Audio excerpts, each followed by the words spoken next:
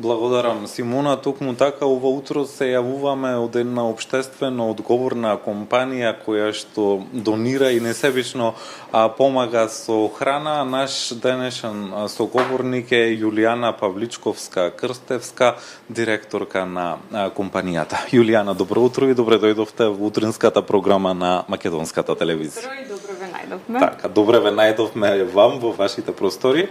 И Јулијана, вашата компанија донира производи на неделно ниво кон Црвениот крст, но исто така и кон цркви и кон манастири. Колку ваквиот пристап придонесува за поддршка на ранливите категории на граѓани?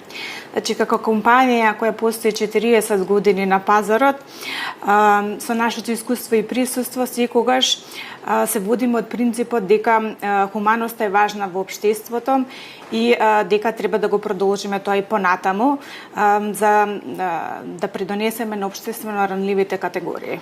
Така. Сега, колку е важно тие донации што ги спроведувате, кажав во најавата дека на неделно ниво донирате кон Црвениот крст, да бидат континуирани, а не само повремени? Сите треба да се спремиме кон помош на најранливите категории и тоа да биде на подолги стази, односно да бидеме подобра поддршка. Така.